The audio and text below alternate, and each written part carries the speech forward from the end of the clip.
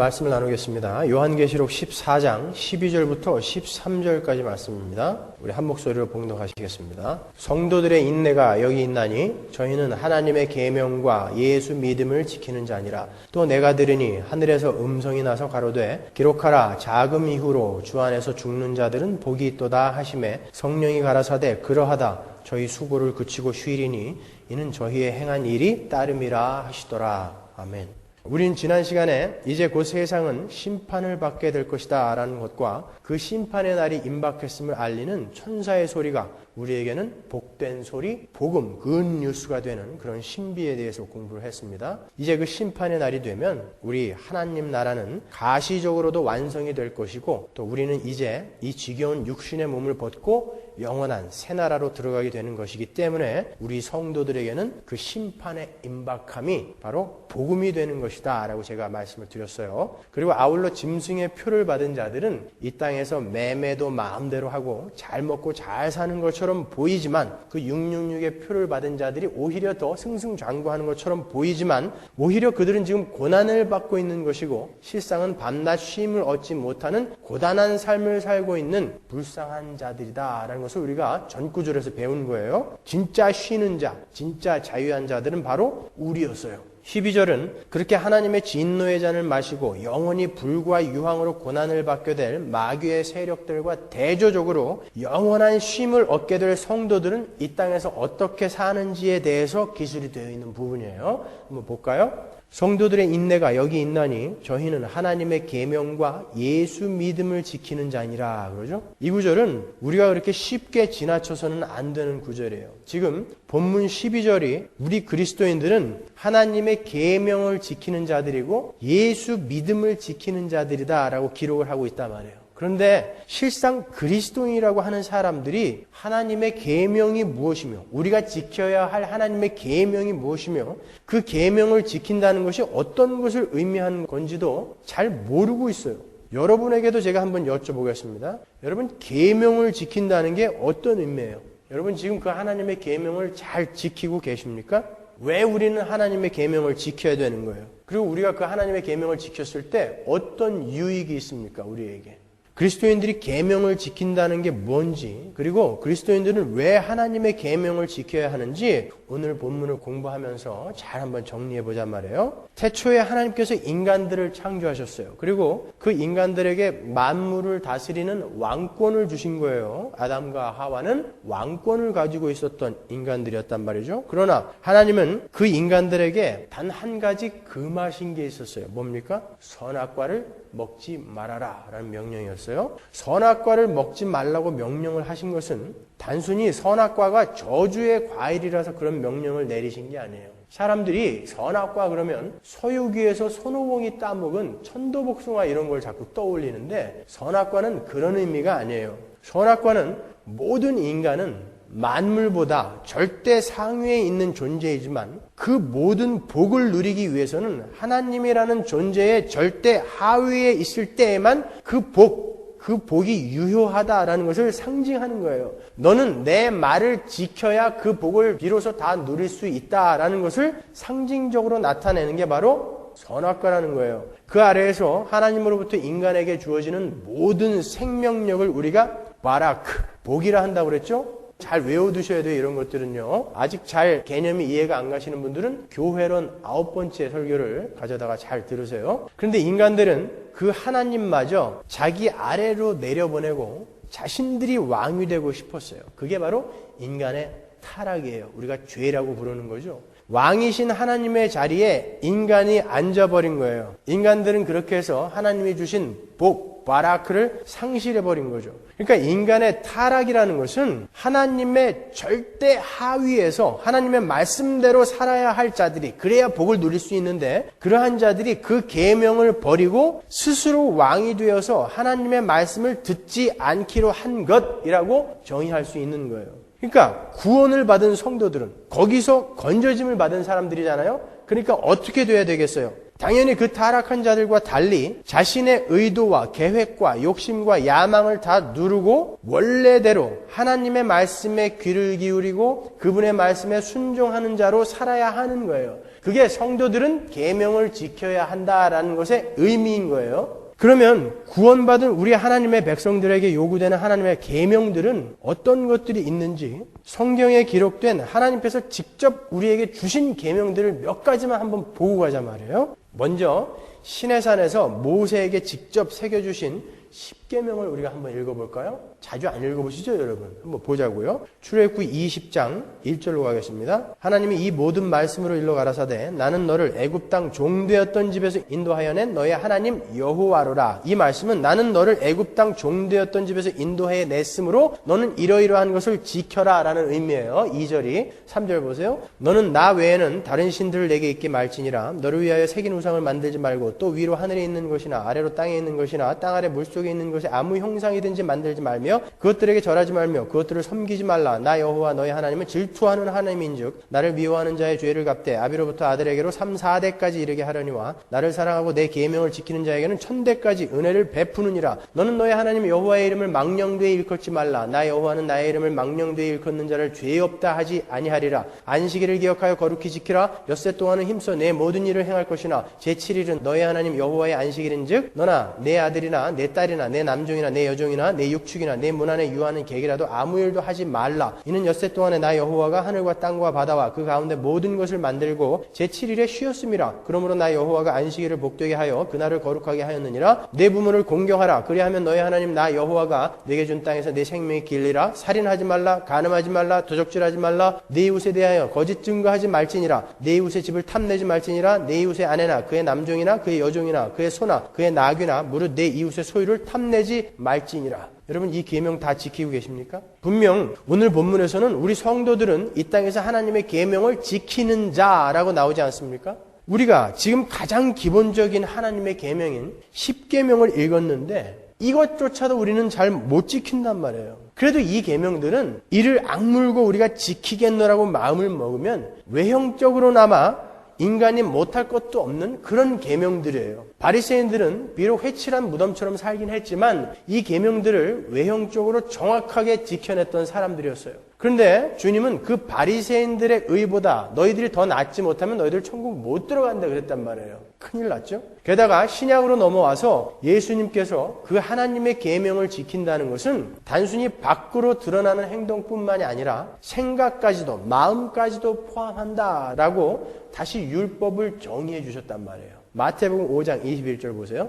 옛사람에게 말한 바 살인치 말라. 누구든지 살인하면 심판을 받게 되리라 하였다는 것을 너희가 들었으나 10계명은 이렇게 나타났으나 라는 뜻이에요. 나는 너희에게 이르노니 형제에게 노하는 자마다 심판을 받게 되고 형제를 대하여 라가라 하는 자는 공회에 잡히게 되고 미련한 놈이라 하는 자는 지옥불에 들어가게 되리라. 또 간음치 말라 하였다는 것을 너희가 들었으나 나는 너희에게 이르노니 여자를 보고 음욕을 품는 자마다 마음에 이미 간음하였느니라. 만일 내 오른눈이 너를 실족케 하거든 떼어내버리라. 내 백체 중 하나가 없어지고 온몸이 지옥에 던지우지 않는 것이 유익하며 또한 만일 내 오른손이 너를 실족케 하거든 찍어내버리라. 내 백체 중 하나가 없어지고 온몸이 지옥에 던지우지 않는 것이 유익하니라. 또 눈은 눈으로 이는 이로 갚으라 하였다는 것을 너희가 들었으나 나는 너희에게 이르노니 악한 자를 대적지 말라. 누구든지 내 오른편 뺨을 치거든 왼편도 돌려대며 또 너를 송사하여 속옷을 가지고자 하는 자에게 겉옷까지도 가지게 하며 또 누구든지 너를 억지로 오리를 가게 하거든 그 사람과 심리를 동행하고 내게 구하는 자에게 주며 내게 꾸고자 하는 자에게 거절하지 말라. 또 내 이웃을 사랑하고 내 원수를 미워하라 하였다는 것을 너희가 들었으나 나는 너희에게 이르노니 너희 원수를 사랑하며 너희를 핍박하는 자를 위하여 기도하라. 이같이 한즉 하늘에 계신 너희 아버지의 아들이 되리니 이는 하나님이 그 해를 악인과 선인에게 비추게 하시며 비를 의로운 자와 불의한 자에게 내리우심이니라. 45절 보시면 이같이 해야 너희들은 하나님 아들이 된다라고 딱 잘라 말씀하신단 말이에요. 이같이 해야. 여러분 이거 지키고 계시냔 말이에요. 하나님의 계명은 이렇게 겉으로 드러나는 행위뿐만 아니라 마음까지도 다스려야 되는 거예요. 게다가 이 하나님의 계명은 다 지키다가 하나라도 어기면 전부 어기는 게 돼요. 또 점입가경이죠. 야고보서 2장 10절 보세요. 누구든지 온 율법을 지키다가 그 하나에 거치면 모두 범한 자가 되나니. 더군다나 오늘 본문 13절에서는 하늘나라에서 쉬게 되는 성도들은 그들의 행한 일을 근거로 쉬게 된다라고 명시가 되어 있어요. 13절 보세요. 또 내가 들으니 하늘에서 음성이 나서 가로되 기록하라. 자금 이후로 주 안에서 죽는 자들은 복이 있도다 하심에 성령이 가라사대 그러하다. 저희 수고를 그치고 쉬리니 이는 저희의 행한 일이 따름이라 하시더라. 우리가 행한 일을 근거로 우리가 천국에 가서 쉴 수 있다라고 정확하게 지금 성경이 이야기하고 있는 거예요. 그럼 지금 당장 우리의 모습을 한번 보잔 말이에요. 여러분 이 계명 지키고 계시냔 말이죠. 여러분 이런 행위 하시면서 살고 계세요? 여러분의 행위가 하나님 마음에 드실 것 같으십니까? 참고로 저는 자신 없어요. 그러면 우리는 천국에 못 가는 거예요? 애시당초 글렀으니까 오늘부터 그냥 함께 모여서 광란의 밤을 보낼까요? 그냥? 그래서 우리 성도들에게 예수를 믿는 믿음이 필요한 거예요. 다시 오늘 본문 12절 보세요. 성도들의 인내가 여기 있나니 저희는 하나님의 계명과 뭐가 붙어 있어요? 그 다음에 예수 믿음을 지키는 자니라 라고 붙어 있는 거예요. 그냥 성도들은 하나님의 계명을 지키는 자더라 라고 끝났으면 우리는 끝나는 거예요. 큰일 나는 거예요. 그런데 거기에 예수 믿음이 붙어 있는 거예요. 우리는 절대 계명을 다 지켜낼 수가 없어요. 그래서 거기에 예수 믿음이 등장을 하는 거예요. 이게 복음이라는 것입니다. 이 예수 믿음, 텐 피스텐 예수, 이 말은 소유격이에요. 헬라어의 소유격은 네 가지로 쓰입니다. 먼저 단순한 소유격을 나타내기도 하지만 주격으로도 쓰이고 원인을 나타낼 때 그리고 목적을 나타낼 때도 소유격이 쓰여요. 그러니까 이 예수 믿음, 텐 피스텐 이 예수는 예수의 믿음 혹은 예수가 가진 믿음 혹은 예수를 믿는 믿음 혹은 예수에 대한 믿음 이렇게 여러 가지로 해석을 할 수가 있는 거예요. 그러나 잘 보시면 모두 다 똑같은 내용을 갖고 있는 거예요. 우리가 예수를 믿는다는 게 뭐예요? 뭘 믿는 거죠? 우리가 예수를 믿는다고 하는 것은 우리가 그 예수 그리스도의 삶과 사역이 우리께 되었다라는 것을 믿는 거예요. 우리가 지켜야 할 하나님의 계명은 우리 주님께서 이미 모두 지켜내셨고 완성시키셨다라는 것을 믿는 거예요. 하나님께서 요구하시는 모든 계명은 예수님께서 이 땅에 내려오셔서 완전한 인간의 신분으로 모두 지켜내셨어요. 예수 안 믿는 사람들이 들으면 웃기는 소리 좀 하지 말아라 이렇게 얘기할 만한 그런 얘기죠. 어떻게 우리 조상도 아니고 팔레스타인의 베들레헴에서 태어난 그 목수의 아들이 어떻게 우리의 죄를 다 짊어지고 가냐. 말도 안 되는 소리 한다. 하지만 우리에게는 그게 믿겨진단 말이에요. 그게 예수 믿음이라는 거예요. 누가복음 2장에 보시면 예수님께서 난지 8일 만에 할례를 받으시고 결례의 날이 되어서 마리아가 예수님을 성전에 데리고 올라가서 정결 예식을 행하는 것을 자세하게 기록하고 있어요. 왜 그러한 것들을 기록해 놨는지 아십니까? 하나님의 백성들을 상징하고 있었던 그 유대인들은 나면서부터 하나님의 계명을 지켜야 돼요. 난지 8일 만에 할례를 받아야 되고 아이를 낳은 산모는 부정한 여인이라고 해서 반드시 아이를 낳은 후에 아이와 함께 제사장에게 가서 정결 예식을 행해야 돼요. 남자아이는 40일 후에 여자아이는 80일 후에 어머니와 아기들은 가서 정결 예식을 행해야 됩니다. 그리고 거기서 남자아이 중에 장남들은 하나님께 바쳐줘야 되는 거예요. 우리가 알고 있는 도덕법들 뿐만이 아니라 이 자질구레한 모든 것들이 하나님의 계명이에요. 이걸 다 지켜야 되는 거예요. 누가복음 뿐만이 아니라 사복음서에서는 예수님께서 난지 8일 만에 할례를 받으시는 것을 시작으로 해서 절기 때마다 나 안 올라가 그래 놓고도 몰래 절기 때마다 성전으로 올라가시는 것을 알 수 있어요. 그건 지금 예수님이 율법을 하나하나 지금 다 지켜내고 계시다라는 것을 보여주는 거예요. 그리고 주님은 그 삶 속에서도 하나님이 요구하시는 모든 도덕법들을 다 지켜내셨음을 우리는 성경을 통해서 볼 수가 있죠. 그리고 그 모든 삶을 우리 주님은 우리 성도들에게 imputation, 전가시켜줬다는 거예요. 우리는 그거를 믿는 거예요. 그냥 거저 다 주신 거예요. 그러니까 이제 예수님의 은혜로 마치 우리가 계명을 다 지켜낸 것이 된 거예요. 이제 하나님은 예수라는 안경을 통해서만 여러분을 보세요. 그래서 여러분이 이 땅에서 저지르는 모든 일은 하나님과 이제 아무 상관이 없어요. 좋으시죠? 여러분이 이제부터 죽는 날까지 개판치고 살아도 여러분은 분명히 천국 갈 수 있어요. 여러분이 하나님의 자녀가 맞다면. 우리는 단지 그 예수 그리스도와 그분이 하신 사역을 믿음으로 그 모든 예수님의 삶이 우리의 것이 되는 거예요. 그게 바로 오늘 본문이 이야기하는 예수 믿음이라는 거예요. 그래서 우리는 이 땅에서 이렇게 개판으로 사는데도 하나님은 우리의 행위를 보지 않으시고 예수 그리스도의 행위를 우리의 것으로 여겨주시기 때문에 우리는 계명을 지킨 자가 되는 거고 하늘에서 영원한 쉼을 얻을 수 있는 자격을 소유하게 된다라는 거예요. 그게 하늘에서 쉼을 얻을 수 있는 성도들은 계명을 지키고 예수 믿음을 지킨다라는 구절의 의미예요. 왜 하나님의 계명을 지키는 것과 예수 믿음이 같이 이렇게 붙어서 나왔는지 이제 이해를 하시겠죠? 그러니까 우리는 거저 먹는 거예요.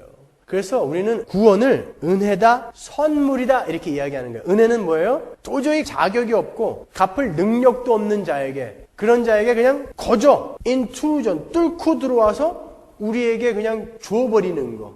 그게 구원이에요. 은혜예요. 하나님의 계명은 우리가 지키는 게 아니에요. 여러분들 표정이 지금 아니 매 주일마다 그렇게 소리 꽥꽥 지르면서 당신들 그렇게 안 살면은 가짜다 그래 놓고 이제 또 딴소리냐? 지금 이런 표정이에요.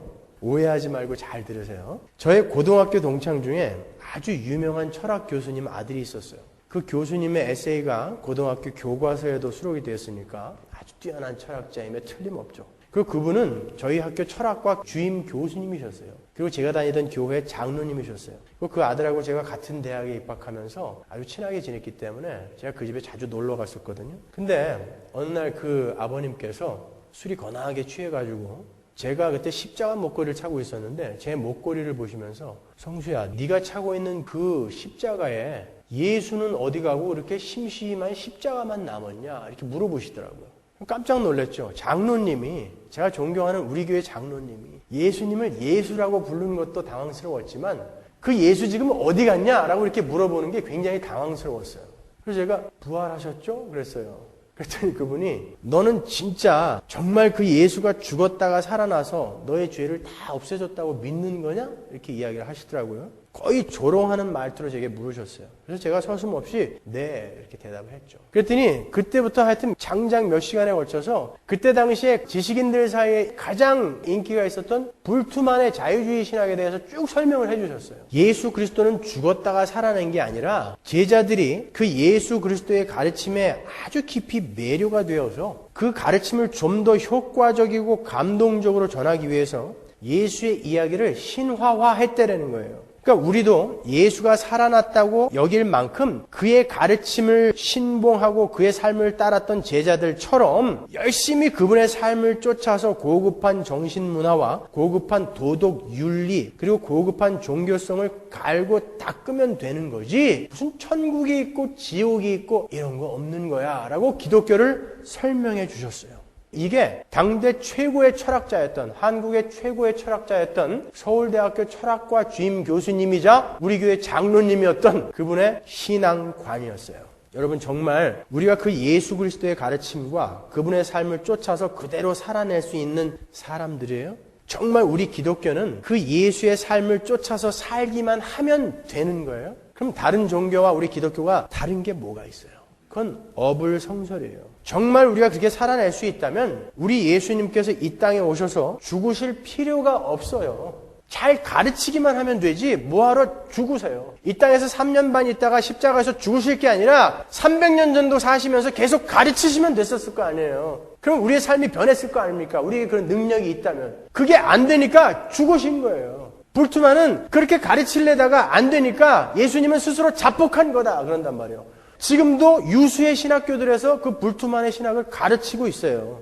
우리는 그 요구를 다 지켜낼 수 없는 존재들이에요. 그래서 우리에게 예수님의 십자가가 필요한 거예요. 우리는 이 땅에서 단순히 도덕적이고 윤리적인 삶을 잘 살아내기 위해서 존재하는 사람들이 아니에요. 예수 믿는 악당이 있을 수 있고 예수 안 믿는 간디처럼 선한 사람이 있을 수 있는 거예요. 그게 목표 지점은 아니란 말이에요. 우리는 이 땅에서 나는 어떤 인간이며 하나님은 어떤 분인가를 배우고 삶을 통해서 그걸 배우고 그래서 나는 하나님께 전적으로 의지하지 않으면 살 수 없는 존재구나라는 것을 깨닫고 항복하고 가는 거예요. 우리가 그동안 하나님의 자리에 왕좌에 나의 인생의 왕좌의 자리에 내가 앉아 있었는데 그 자리에서 내려오고 다시 하나님을 거기다 올려놓는 거예요. 그걸 구원이라고 하는 거예요. 그걸 우리가 이 땅에서 배우고 가는 거예요. 그렇게 하나님께 이제 항복하고 하나님이 원하는 대로 저는 살겠습니다. 하나님이 원하시는 뜻이 뭡니까? 라는 것을 배우면서 거기에 순종하는 삶, 그것을 우리가 거룩이라고 하는 거예요.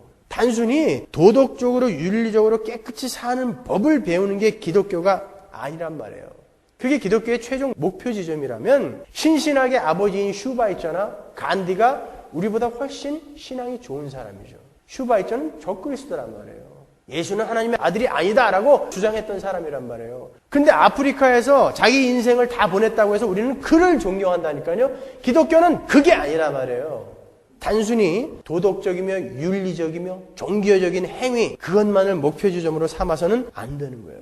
여러분, 제가 기독교는 성품의 문제예요, 인격의 문제라고 말씀드린 것은 기독교는 무슨 무당 종교처럼 나보다 힘센 어떤 존재에게 아부를 떨어서 금식기도 하고 산기도 들기도 하고 뭐 이렇게 아부를 떨어서 그 힘을 조금 빌어서 내 유익을 챙기는 그런 게 아니라 내 자신이 하나님의 자녀로 변해가는 게 그리스도인의 본무다라는 것을 강조하기 위해서 드린 말씀이지, 어떻게 해서든지 깨끗하게 살기만 하면 된다라는 의미로 말씀드린 게 아니란 말이에요. 그러면 알메니안주의하고 다른 게 뭐가 있어요? 알메니안주의는 이단이란 말이에요. 기독교는 이 땅에서 훌륭한 일을 해내고 엄청난 업적을 쌓고 자신의 인격을 수양해서 모든 이에게 존경받는 사람을 생산해내는 그런 고지런에 입각한 종교가 아니란 말이에요. 그건 다 꽝이란 말이에요. 기독교는 자신의 불가능함을 깨닫고 그 왕의 자리에서 자기가 내려와서 하나님께 항복하고 내가 나의 인생의 주인이 되어서 내 인생을 이끌어가던 삶에서 돌이켜서 하나님이 시키시는 대로 사는 게 진짜 행복한 삶이구나 라는 것을 깨닫고 전적으로 그분께 순종하는 하나님의 자녀를 만들어내는 게 기독교예요. 그렇게 하나님께 항복하고 그분께 순종하게 된 자들의 삶이 변해가는 것을 우리가 거룩이라고 하는 거예요. 그러니까 예수님 곁에서 죽었던 강도가 구원을 받은 거예요. 그 인간이 뭘 도덕적으로 윤리적으로 깨끗하게 살았습니까, 여러분? 그 강도가 이제 십자가에 달려서 보니까 지금까지 내 마음대로 강도짓하고 폭력 휘두르고 그렇게 마음대로 살았던 것이 나에게 행복을 가져다 주는 것으로 착각했는데 아니다는 것을 이제 거기서 안 거예요. 그래서 자기가 그 자리에서 내려와서 이제 예수님, 이 왕좌에 예수님이 앉아주세요 하고 항복한 것 뿐이죠. 그걸 구원이라고 하는 거예요. 우리는 이 땅에서 그거 하고 가는 거예요. 그러니까 평생을 예수 믿는다고 하면서 악당으로 살 수 있는 사람이 있어요. 마지막에 돌이켜서 아니었구나 라고 깨닫고 가는 사람이 있어요. 그래서 예수 믿는 악당이 있고 예수 안 믿는 선한 사람이 있게 되는 거예요. 그렇게 항복하는 삶이 가시적으로 이 땅에서 나타나는 게 바로 여러분의 성품과 인격인 거예요. 그러니까 우리가 이 땅에서 하나님의 계명을 지킨다는 것은 예수 그리스도 안에서 모든 계명이 완성이 되어서 이제 우리는 개판으로 살아도 천국 갈 수 있게 됐다라는 그 복된 소식을 깨달은 사람들이, 오해하지 말고 잘 들어주세요. 그 사람들이 그 은혜가 너무 감사해서 그 예수 그리스도 안에서 이제 하나님께 순종하게 되는 것, 그것을 이야기하는 거예요. 진짜 복, 진짜 행복은 우리가 그분 아래에 있을 때 오는 것이구나. 이제 원래대로 회복되는 거죠. 그러니까 네 부모를 공경하라 라는 하나님의 계명이 예수 그리스도의 십자가에서 완성이 됐어요. 그렇다고 해서 우리가 이제는 부모를 공경 안 해도 되는 게 아니라 이제는 예수 안에서 그 부모를 하나님의 자녀로서 사랑하게 되는 거예요. 예수를 알기 전에는 다분히 의무감으로 부모에 대한 효도를 했었다면 이제는 예수를 알고 난 후에는 자신의 목숨을 끊어서 나를 사랑하신 그 예수의 사랑으로 부모를 공경하는 거예요. 11조가 예수 안에서 완성이 됐죠. 그렇다고 해서 우리가 헌금을 안 하는 게 아니라 이제는 그 11조는 예수 그리스도 안에서 완성이 되었지만 이제는 하나님이 나를 전부 달라고 하시니까 하나님 이제 나의 모든 것은 하나님 것입니다라는 그 고백으로, 나는 이 땅의 것으로 내 힘을 삼지 않습니다라는 고백으로 우리는 헌금을 또 하게 되는 거죠. 안식일이 예수 안에서 완성이 됐어요. 그렇다고 우리가 이제 전혀 안 모이는 게 아니라 예수님이 부활하신 그 주일날 그 안식일의 정신을 가지고 그 부활로 말미암아 우리에게 주어진 그 복된 것이 어떤 것인가를 기념하면서 목숨 걸고 모이게 되는 거죠. 이게 이제는 예수 안에서 우리가 계명을 지킨다라는 것의 의미예요. 주일날 여러분이 교회 안 온다고 지옥 안 가요, 이제. 여러분이 헌금 안 한다고 여러분 지옥 안 가요. 달라진 거죠. 그러나 이제는 우리는 자발적으로 하나님을 기쁘게 해드리기 위해서, 또 그게 나의 복인 것을 알기 때문에 자발적으로 행하게 되는 거예요. 사도 바울이 그의 서신서에서 우리 그리스도인들에게 요구하는 그리스도인의 바른 삶이라는 게 바로 이 항복에서 나온 거룩을 이야기하는 거예요. 제가 여러분에게 매주 목소리를 높여 요구하는 그 신자의 바른 삶이 바로 이 삶을 이야기하는 거예요. 우리 교회가 밖에 소문이 아주 잘 나 있어요. 말씀을 열심히 공부하고 그 말씀대로 살아내려고 하는 사람들이 모인 곳이다. 그렇게 소문이 나 있어요. 근데 제가 보기에는 아니라는 거예요. 그렇게 성경을 많이 알고 잘 배우고 자기가 누군지를 깨달았다고 하고 하나님이 누구신지 깨달았다고 하는 사람들이 왜 그 삶 속에서 하나님에게 항복하며 순종하는 그 몸짓이 안 보이냐는 거예요. 제가 하는 말은 그렇다면 혹시 여러분이 복음을 잘못 이해하고 있는 거 아닙니까? 다시 한번 확인해 보시라는 거예요. 더 진지하게, 더 성실하게 복음을 공부해 보라는 거예요. 그래서 목소리를 높이는 거죠. 중국 춘추 전국 시대에 한 장군이 그 황제의 아내인 황후를 무지무지하게 사랑했어요. 짝사랑을 했어요. 근데 어떻게 황제의 아내 곁에 가까이 갈 수 있겠습니까? 어느 날 전쟁에 승리를 하고 장군들과 이 황제와 황후가 같이 잔치를 벌이고 있었어요. 그때 갑자기 바람이 불어서 불이 확 나갔어요. 그때 어떤 놈이 감히 황후의 볼에 뽀뽀를 하고 도망갔어요. 그때 그 황후가 자기 볼에 뽀뽀한 사람의 갓끈을 딱 잡아가지고 끊어버렸어요. 그리고 손에 쥐고 있었어요. 불이 들어오자마자 황제에게 고자질을 했죠. 누가 불이 나갔을 때 내 볼에 뽀뽀하고 도망갔다. 근데 내가 이 갓끈을 끊어서 내 손에 갖고 있다. 지금 갓끈이 없는 자를 색출해내서 능지처참을 시켜달라고 부탁을 했어요. 근데 황제가 그 즉시 명령을 내렸죠. 이 자리에 있는 모든 장군들은 자기 갓끈을 다 끊어서 버려라 그랬다고요. 살아난 거죠. 그러니까 아주 마음이 넓은 황제였던 것 같아요. 아니면 황후가 꼴도 보기 싫었다거나 둘 중에 하나지만 그렇게 믿고 싶진 않아요. 제 예화의 의도가 그게 아니니까. 그리고 얼마 있다가 전쟁을 하러 나갔어요. 근데 적군의 계략에 말려들어서 이 황제가 포위를 당했다고요. 아무도 감히 황제를 구하러 들어오지 못했는데 한 장수가 포위망을 뚫고 호롤단신 말을 타고 적토마를 타고 온 거예요. 그리고 황제를 뒤에 싣고 또다시 그 포위망을 뚫고 황제를 무사히 구출해냈어요. 황제가 물었죠. 너는 도대체 누구길래 이 사지에 네 목숨까지도 안 아끼고 나를 구하러 왔느냐. 그때 그 장군이 이야기했어요. 제가 바로 잔칫날 황후에게 갓끈을 빼앗긴 사람입니다. 그때 황제께서 나를 구해주셨습니다. 나의 목숨을 살려주셨습니다. 그때 저는 결심했습니다. 황제를 위하여 내 목숨을 바치겠노라고. 이게 은혜를 입은 자의 자연스러운 반응이에요.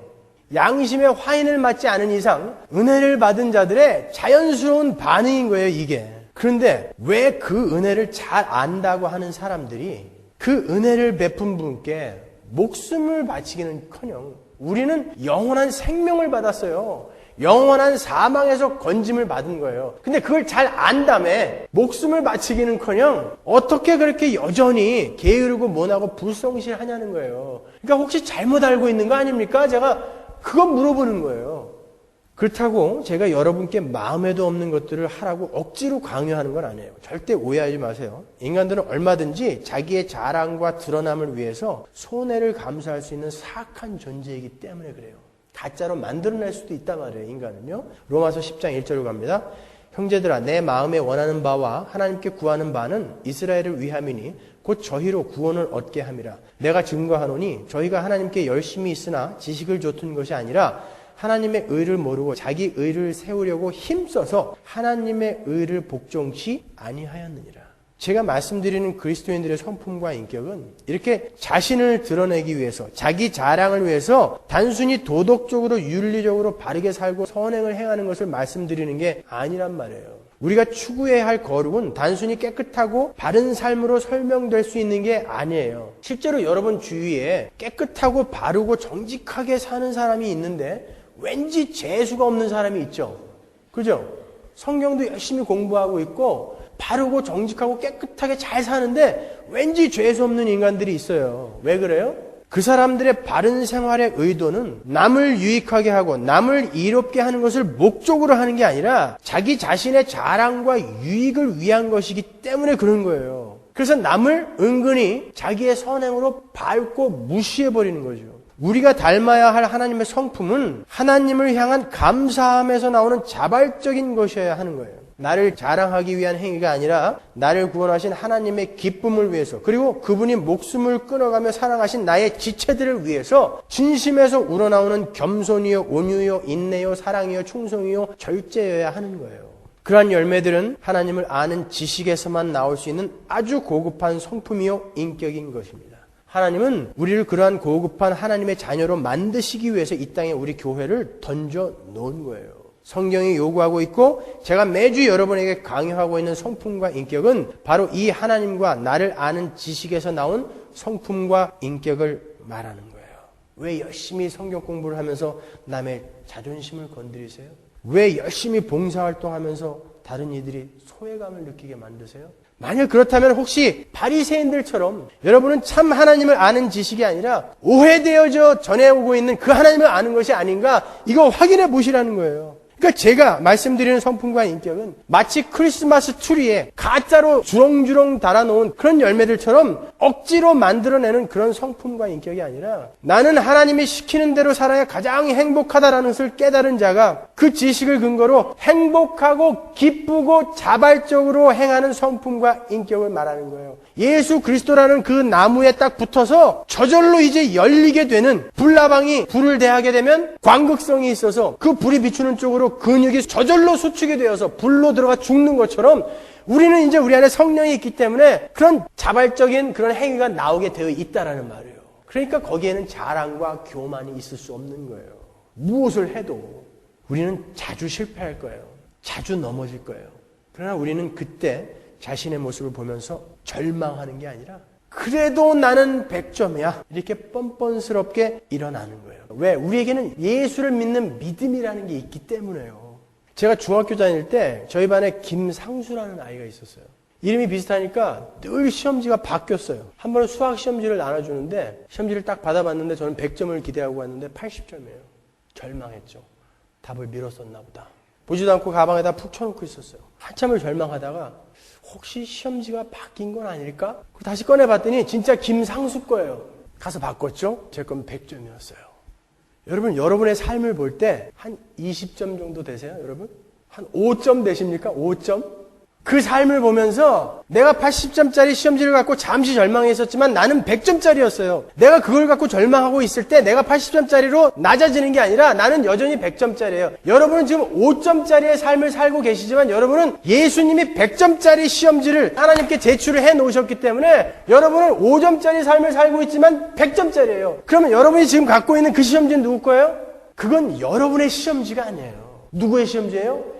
여러분의 육신이라는 이 지긋지긋한 인간의 시험지란 말이에요. 그건 여러분께 아니에요. 그건 습관이라고 하는 것이고 중독이라고 하는 것이고 집착이라고 하는 거예요. 여러분은 100점이에요. 아니 내가 이 모양인데 한 5점도 안 되는 것 같은데 100점이란 말이야? 예, 100점이에요. 그거를 자꾸 깨달아가는 사람일수록 야 진짜 어떻게 이럴 수가 있어? 감격하면서 조금씩 하나님 앞에 항복해 가는 거예요. 그걸 거룩이라고 하는 거예요.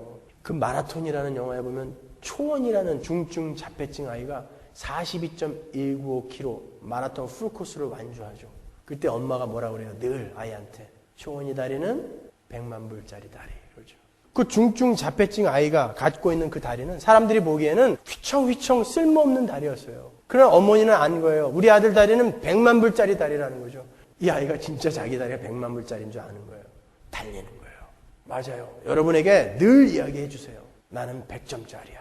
여러분 우리가 맨날 5점짜리 시험지 갖고 괴로워하고 절망하고 그러고 있을 것이 아니라 아니야 나는 100점짜리야. 이걸 매일매일 확인하시면은 우리는 그 42.195km 정도가 아니라 이 신앙의 여정을 완주할 수 있는 거예요. 그게 우리의 신분이에요. 우리의 실존이에요. 다시 한번 말씀드립니다. 교회의 존재 목적은 다른 게 아니에요. 거룩입니다. 거룩도 그냥 자기 자신을 자랑하고 드러내기 위한 거룩이 아닌 하나님을 알고 자신을 알므로 해서 하나님 앞에 항복해 들어가면서 나타나는 겸손한 거룩, 재수 없는 거룩 말고 하나님 앞에 항복하며 순종하며 들어가는 겸손한 그 거룩, 바로 그것이 여러분이 이 땅에서 유일하게 하셔야 되는 일인 거예요. 우리는 여전히 이 모양인데 하나님께서 우리에게 그분의 생명까지 주신 거예요. 이미 우리의 경건에 속한 모든 것을 다 주셨어요. 주실 것이다가 아니라 다 주셨어요. 우리는 100점이에요. 그래서 우리는 감사하는 마음으로 그분의 기쁨을 위해 그분의 말씀대로 살기를 경주하는 거죠.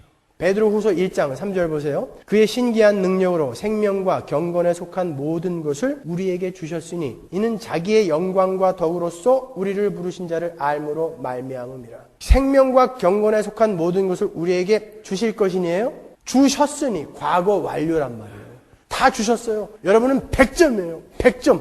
이것을 믿는 사람은 무조건 천국 가요. 지금부터 죽을 때까지 나쁜 짓만 골라서 해도 무조건 천국 가요. 그러나 아이러니컬하게도 그래서 우리는 막 살 수가 없어요. 지금부터 우리는 죽을 때까지 나쁜 짓만 해도 천국을 갈 수 있기 때문에 그래서 우리는 이제 막 살 수가 없게 되는 거예요. 내 아버지가 가장 싫어하시는 것이 내 아들이 자기 몸을 천박하게 막 굴리는 것이라는 것을 알기 때문에 우리는 다른 이들에게 귀감이 되고 모범이 되는 삶을 살 수밖에 없는 거예요. 그게 기독교인 것입니다. 그리고 그게 그리스도인인 거예요.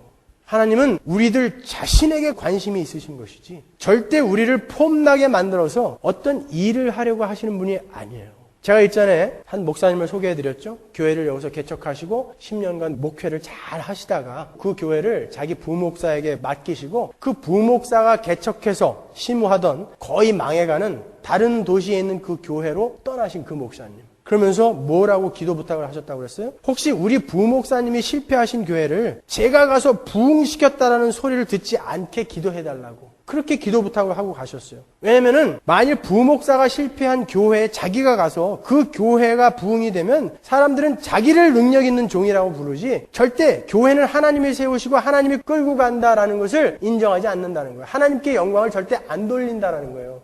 그러니까 그런 소리 안 듣도록 기도해 주세요 하고 떠났다고 그랬잖아요. 훌륭한 분이죠. 똑똑한 분이에요. 그럼 하나님이 이런 분들한테 복을 더 주실 것 같죠. 지난 주일에 문 닫았어요. 진짜 망했어요.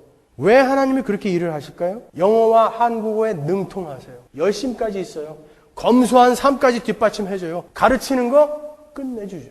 근데 왜 망했을까요? 하나님께서 더 많은 사람들을 그 교회에 보내서 더 많은 사람들이 그 복음을 듣고 그 하나님의 나라가 더 크게 확장되는 것, 그것을 왜 의도하지 않고 이렇게 문을 닫아버리셨겠습니까? 왜 사도 바울을 그렇게 오래 감옥에 가두시죠? 시간이 없잖아요. 그냥 밖으로 돌아다니면서 복음만 전해도 아까운 그 시간을 왜 대부분의 사도 바울의 시간을 감옥에서 보내게 만드셨을까요?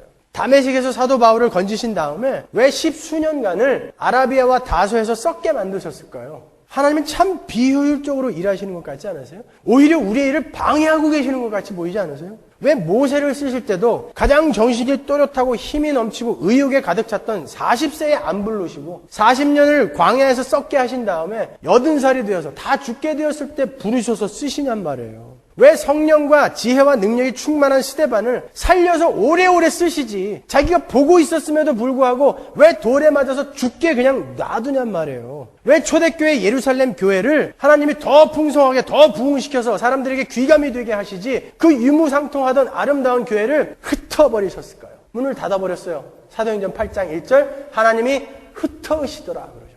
왜 그랬을까요, 여러분? 하나님은 우리의 능력이 필요하신 분이 아니에요.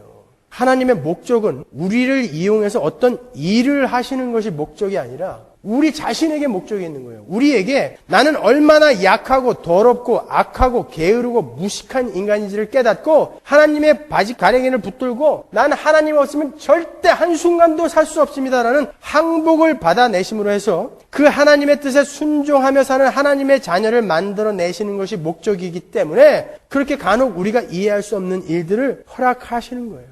그렇게 우리가 하나님께 항복하고 순종하는 삶을 살게 될 때 사람들이 그 모습을 보고 하나님께 돌아오게 되는 것이지 무슨 대단한 능력이 있는 사람들을 자꾸 들어서 써가지고 그 사람들의 능력으로 말미암아 하나님 나라가 확장되어지는 게 아니에요. 사람들은 세계 10대 불가사의를 이야기하는데 저한테는 세계 11대 불가사의가 있어요. 뭔지 아세요?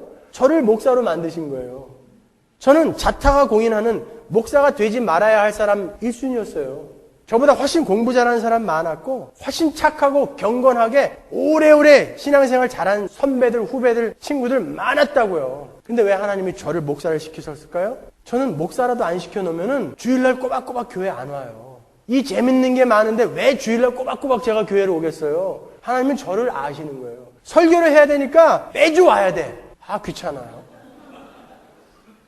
이 관점으로 모셔야 되는 거예요. 하나님은 우리의 능력과 힘이 필요한 게 아니에요.